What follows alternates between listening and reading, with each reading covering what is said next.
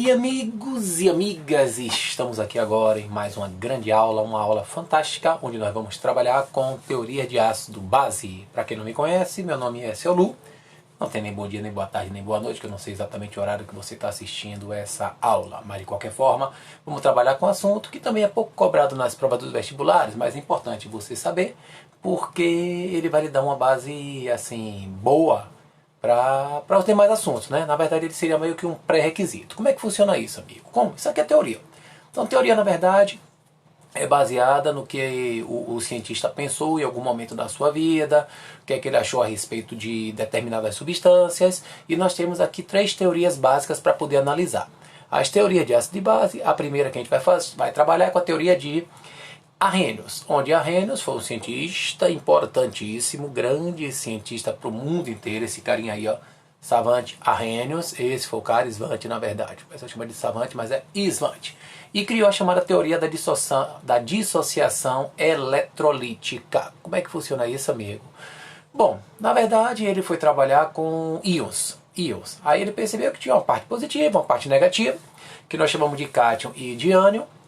E por conta de ter essas cargas, que são esses polos, ele percebeu que essas substâncias seriam capazes de fazer condução de corrente elétrica. Por isso que chama de dissociação eletrolítica, corrente elétrica. E aí, no caso dos compostos iônicos, você já tem íon.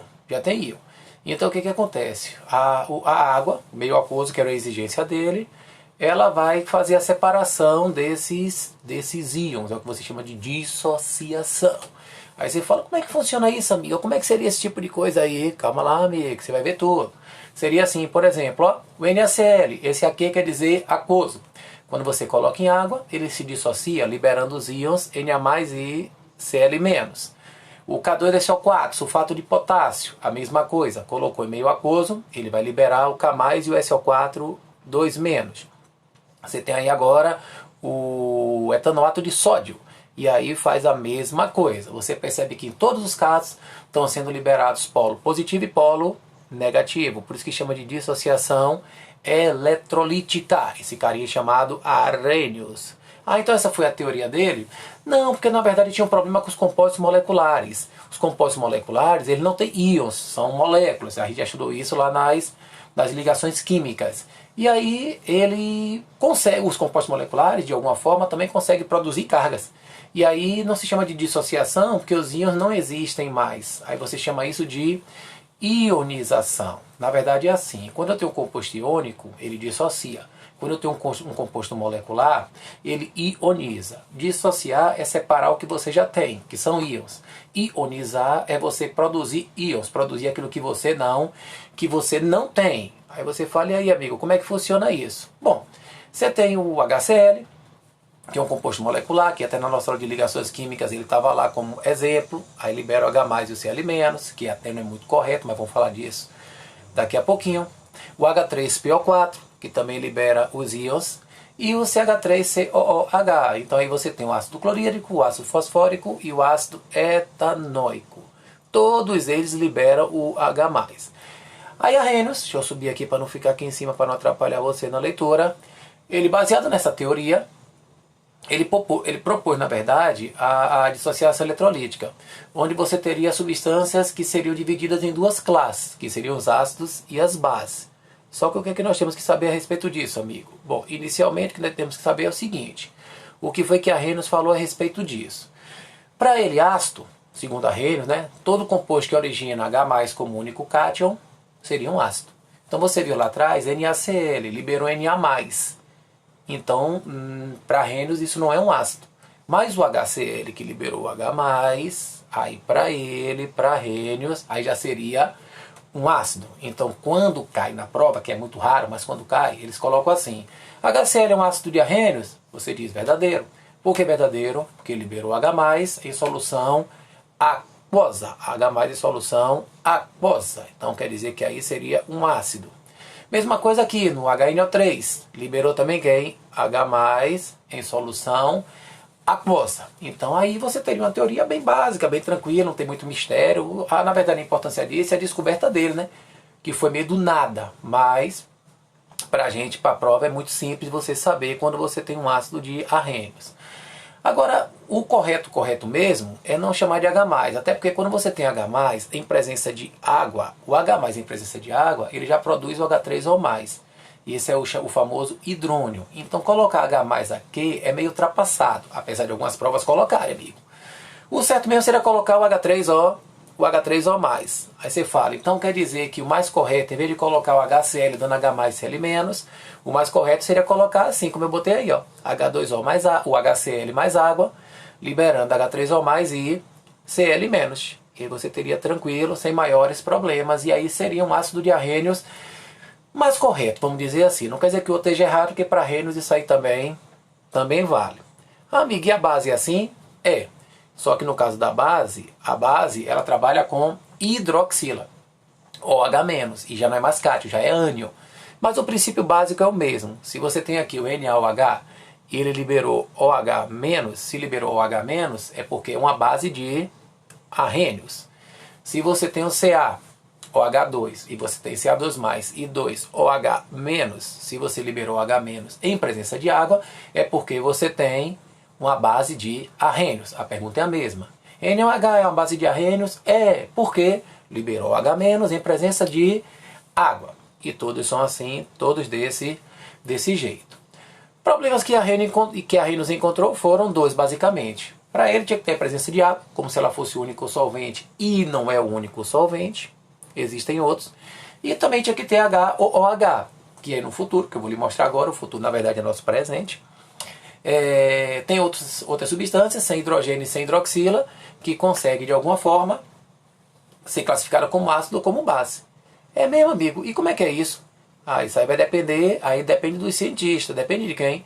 Dos cientistas chamados Bronsted e Lowry.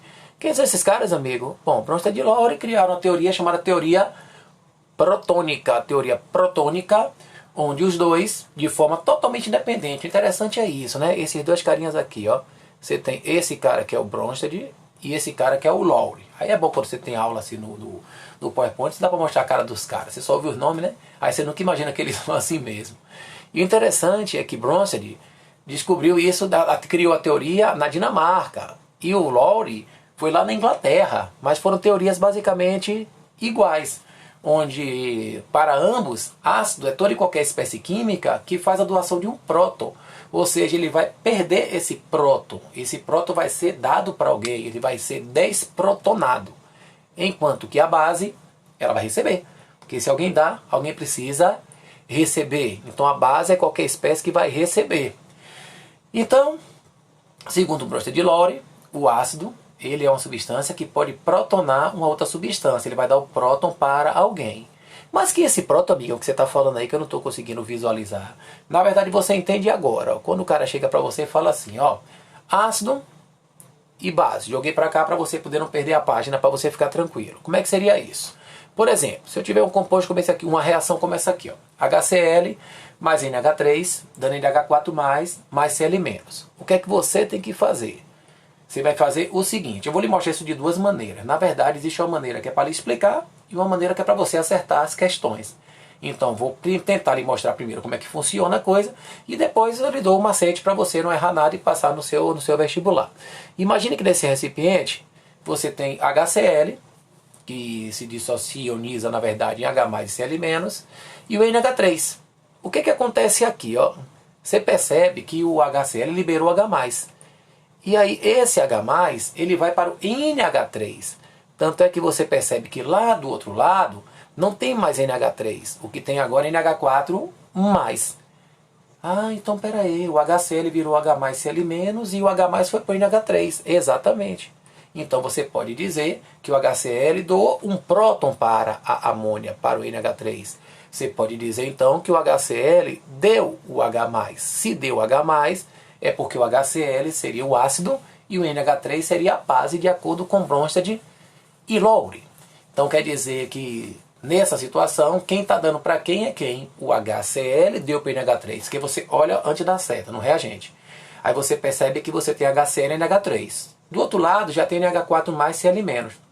O que é que isso quer dizer? Que o H+ saiu do HCl e foi para o NH3. Então o HCl deu e o NH3 recebeu, tá certo? Ah, eu faço assim também na volta, amigo. Tem que fazer na ida e na volta. Aí na volta é a mesma coisa. Só que aí você tem NH4+, é a mesma coisa de NH3 com H+. E você tem também o Cl-. E aí como é que funciona isso, amigo? Você percebe que a volta, o H+, ele vai atrás do Cl-. Então quer dizer que não tem mais H+ e Cl- na volta. O que tem na volta, na verdade, o que você tem na volta é HCl com NH3. Até porque você pode perceber que jamais haveria a possibilidade do Cl- ser um ácido, porque ele nem H tem. Então o que, é que você está vendo aqui? Você está vendo que na reação inversa ou reversa é o NH4+, que dá o próton, que o próton é justamente o H+. O próton é o H+. Então NH4+ vai dar o H+ para o Cl-. E aí o NH4+ seria o ácido e o Cl- seria a base. Aí você consegue perceber uma coisa aqui interessante, que o HCl acabou virando Cl- e o NH3 acabou virando NH4+. Isso aqui tem nome, isso é chamado de par conjugado. Par conjugado. Sempre você vai ter um ácido e uma base. Um ácido e uma base. Ainda tem mais, viu? Esse ácido e essa base, se o ácido for forte, a base originada é fraca.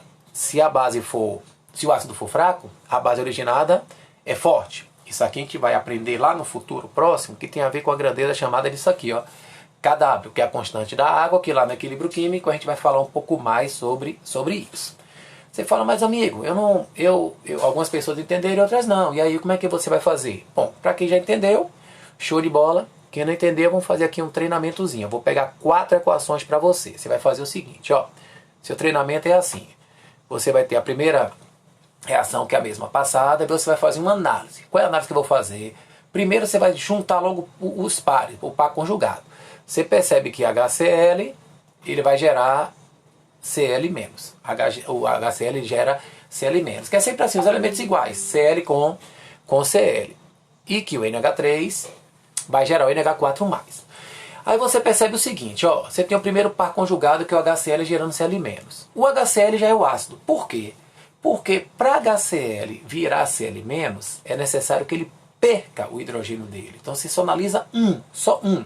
Então você analisa assim, para o HCl virar Cl-, você pega sempre o primeiro e vai ver que é o par conjugado dele. Se o HCl virou Cl-, é porque ele perdeu hidrogênio. Ele era HCl, virou Cl. Então o HCl é o ácido. Isso quer dizer então que o Cl- só pode ser a base. Ao lado de um ácido, você só pode ter uma base. Então se você tem HCl, NH3 é uma base. E ao lado de uma base que é Cl-, você só pode ter um ácido. Então você conseguiu classificar todo mundo. E na prova como é que cai, amigo? Na prova ele bota assim, ó, de acordo com a equação tal, NH3 comporta-se como uma base de bronze de Lowry. Aí você diz verdadeiro ou falso. Na equação tal, NH4+ comporta-se como uma base. Aí você diz verdadeiro ou falso. Ah, amigão, mas aí fica fácil mesmo. Vou fazer mais outro aqui para você perceber. Ó. Outro exemplo. Vamos juntos aqui de novo. Ó, tem aqui a equação. Aí vai juntar quem com quem? N com N. HNO3 com NO3-. Primeira coisa é o par conjugado. Aí você percebe que era HNO3, aí virou NO3. Então perdeu o hidrogênio que ele tinha. Então ele é o ácido. O que ele origina, a base. Aí o outro par conjugado é a água com H3O+. Ao lado do ácido HNO3 tem a água. Então a água nesse caso é uma base de bronze de Lowry. E ao lado da base NO3 tem um H3O+, que vai ser um ácido de bronze de Lowry. E aí você percebe que fica todo mundo fácil. Todo mundo. Quer ver que você já vai conseguir fazer? Vou botar mais outro aqui para você. Ó. Pega mais um exemplo aqui para você fazer junto comigo. Vou descer aqui para a gente poder fazer junto. Ó. Primeiro par conjugado. Quem é? N com N, amigo. NH3 com NH4+. Aí você vai ver. Ó. Agora você tinha NH3. Aí passou a ter NH4. Então quer dizer que você recebeu um H+. Se você recebeu, é porque o NH3 se comporta como uma base. Logicamente o NH4 vai se comportar como ácido. Perceba que eu digo comporta-se.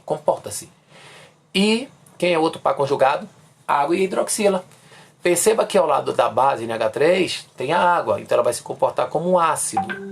Perceba que ao lado aqui do ácido, NH4+, você tem hidroxila, que aí você vai ter a base. Então você consegue que você vai tendo todo mundo tranquilo, de boa, e aí você percebe que aí você tem fechou, sem maiores problemas. Pegando mais outra aqui pra gente, mais uma equaçãozinha aqui básica. Qual seria a equação, amigo? Seria uma dessa aqui, ó. Se você pegar um cara desse aqui, vou vir aqui pra cima agora, ó. Fica aqui em cima. Você tem aí, ó, todo mundo, carbono com carbono, par conjugado. Aí você vai ver aqui, ó, que você tinha HCO2H e passou a ser HCO2 menos, perdeu o H. Se perdeu o H, então ele é o ácido. O que ele originou é a base. Ao lado do ácido, você tem o par conjugado e você tem aqui, ó, a água, que é uma base. E ao lado da base, você tem um ácido. Aí quando chegar nas questões, o cara vai perguntar, de acordo com a equação tal, a água representa uma base de bronze de Lowry. E aí você percebe uma coisa interessante, ele vai sempre dizer assim, né? O HCO2H é um ácido segundo bronze de Lowry na equação tal. Aí você vai só analisar se ele ganha ou se ele perde o H. Agora tem uma coisa bacana, não sei se você chegou a perceber, que você pode ter uma substância anfiprótica. Anfi quer dizer dupla. Ela tem dupla, ela pode ser duas vezes protonada. Não é nem duas vezes protonada. Ela pode ganhar ou pode perder o próton. Ela tem a simpatia pelas duas coisas. Então você percebe que quem está fazendo isso desses 4 exemplos é bem aqui, ó, nossa querida água. Repare que a água aqui ela funciona como uma base, aqui como um ácido e aqui uma base. Então perceba que eu peguei aqui, na verdade, uma substância que eu digo assim, ó, eu não digo que a água é ácido nem base, eu digo de acordo com o bronze de Lowry, no exemplo 2, a água é uma base, ou comporta-se como uma base. De acordo com o bronze de Lowry, no exemplo 3, a água comporta-se como um ácido. E aí você tem todo mundo bonitão, todo mundo tranquilo, e você vai fechando o conceito de bronze de Lowry. Só que bronze de Lowry ficava limitado a essas reações, e aí vem um carinha, se tivesse só uma substância, ele não sabia dizer.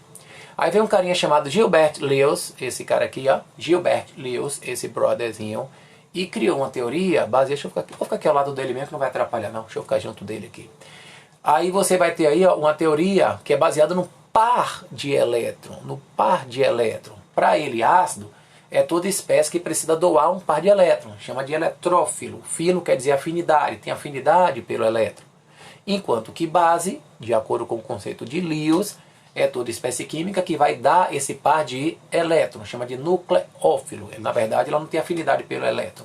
Ela quer dar o que ela tem afinidade pelo núcleo, Aí, se você observar, tem umas coisinhas interessantes. Por quê? Se ele der uma reação como essa, por exemplo, você vai perceber que aqui existe um par de elétrons. Se tem um par de elétrons disponível, significa dizer que essa substância vai dar esse par para outra que não tem. Então, ela vai ser a base de Lewis. E esse vai ser o ácido de Lewis. Principalmente com nitrogênio, as chamadas bases nitrogenadas, que a gente vai estudar lá nas aminas, amidas e por aí vai. Mas aí você já percebe de cara, quando tem equação é muito simples. Se você tiver aqui, ó, mais exemplo, por exemplo, fica mais fácil, mais exemplo, por exemplo, ficou show de bola. Viu? Se você tiver aqui, ó, essa substância, aí você tem essa substância, essa, e aí você percebe que esse cara tem um par de elétrons e vai dar para a outra substância. Então você percebe que o Cl- atua como uma base de Lewis e o BCl3 atua como um ácido de Lewis. E aí você vê que esse é o mais simples de você perceber quando tem equação. Aqui, por exemplo, ó, você está vendo que no nitrogênio tem um par. Então ele seria a base, essa substância toda. E aqui vai receber esse par, seria o ácido de Lewis. Então quando ele bota a equação, é muito simples. Quem tem um par vai ser a base, vai se desfazer dele, e quem não tem vai ser o ácido. Só que a coisa não funciona bem assim. Funciona da seguinte maneira. Tenho aqui uma tabelinha bonita, que agora eu vou sair daqui, vou ficar aqui, ó. Aqui.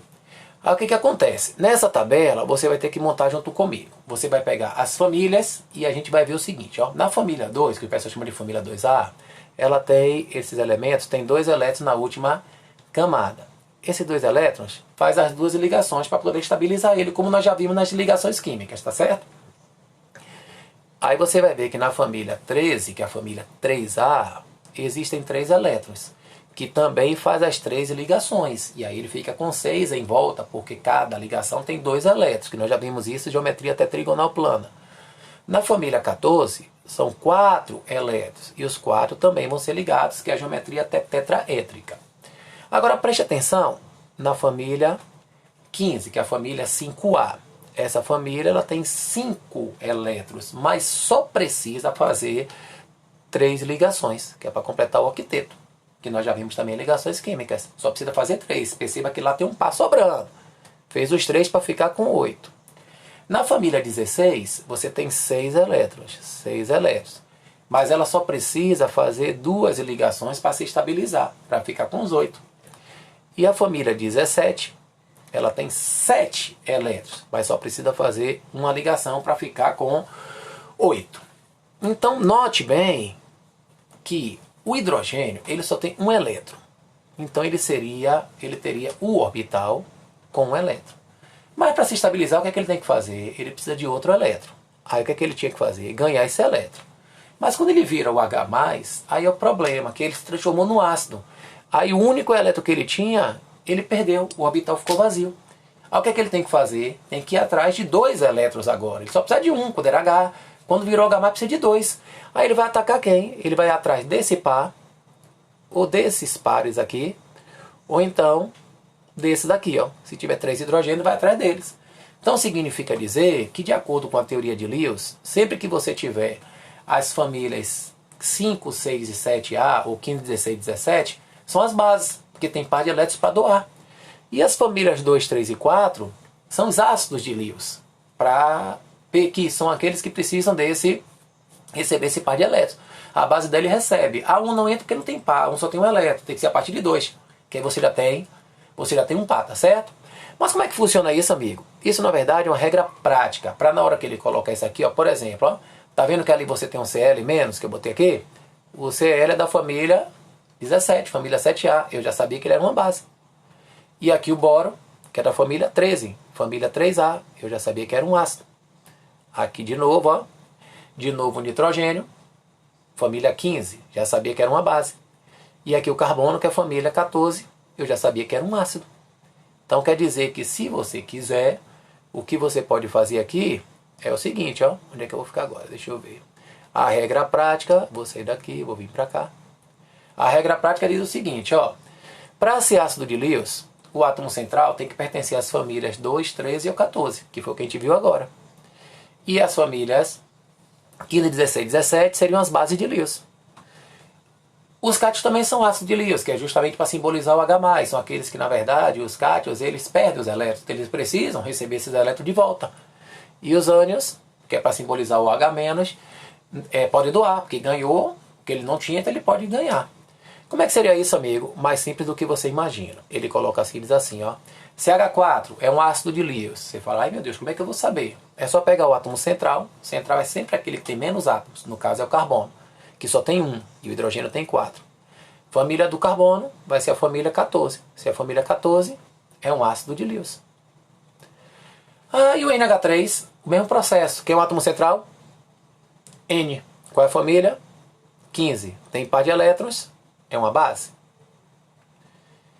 Prata já é cátion. Cátion não tem nem o que discutir. Se é cátion, já pode classificar como ácido.